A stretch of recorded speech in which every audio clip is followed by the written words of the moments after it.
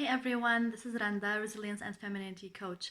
And I would like to share with you this incident that's happened with me last week. I have written an article for Home Magazine Lebanon titled Beyond Feminist and Into Feminine. And I shared it on my LinkedIn account. In that article, I speak of my ideas around femininity and the current feminism dynamic. And I received a few comments on that post that were kind of resentful and resistant to the idea of a woman acting from a place of empowerment.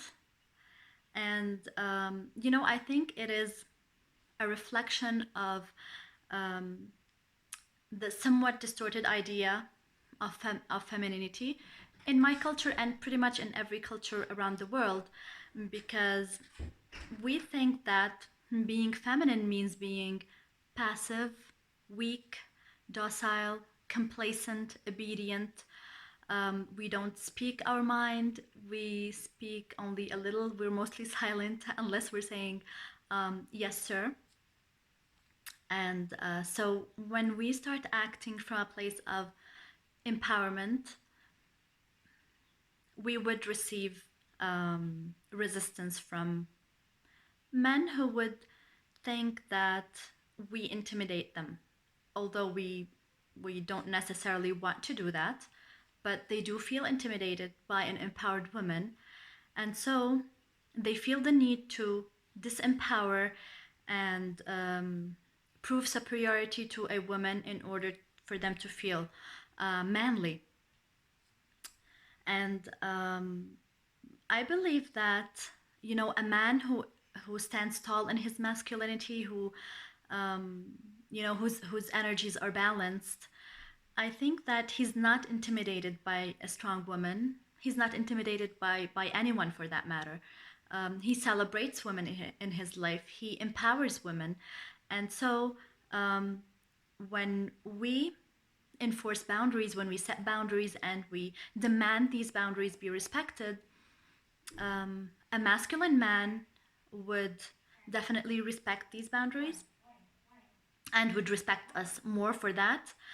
But for a weak man, it's kind of like a threat that would elicit a defensive behavior on their part. And we know that it is one of the casualties of being feminine. See, feminine and strong are not two different things to me. Being feminine means being strong. We stand tall in our femininity. We insource our power and our strength. We don't take it from anything outside of us.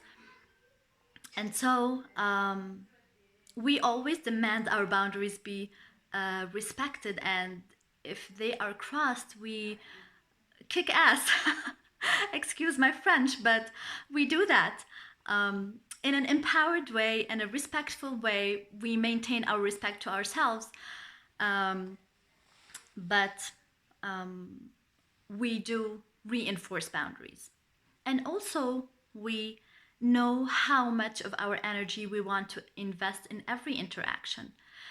And so, after a few comments, I decided that I will no longer invest my energy in that conversation because it's practically futile. And so I just backed off. And some would see that as a weakness because, like, maybe I don't have anything to say. Well, it doesn't matter because whatever I will say, it's going to fall in the wrong ears, if I may say so. Or it will not give, the reaction that I want. They will not be understood. And so I want you to start seeing your strength as, being part of your energy. It's part of your feminine energy. It's not something outside of it. A truly feminine woman, like I said, she ensources her strength and her power, and she stands tall in that. She keeps reinforcing her boundaries. She knows how these are important to her. It doesn't matter if, if by that process she hurts some fragile egos, but um, she is authentic. She stays strong in that power, and she knows that she would intimidate people, not because she wants to. They feel intimidated by her, but that's totally their problem. She's not responsible for doing anything about that, anything more than just being herself and being authentic. So I want to tell you that start embracing that strength, start embracing that power, and don't let anyone who would make you feel bad for having that power, or who would start being aggressive towards you for acting from a place of empowerment, you know, make you feel shaky on the inside, or doubt yourself and that you should not be strong. Because as as much as there are men who are intimidated by strong women, remember, totally masculine men, they celebrate these women, they empower these women, they're not intimidated by them. And so I think we owe it to ourselves to remain in our power, no matter what other people would tell us. We are not going to dim our light because some eyes cannot handle our light. Thank you.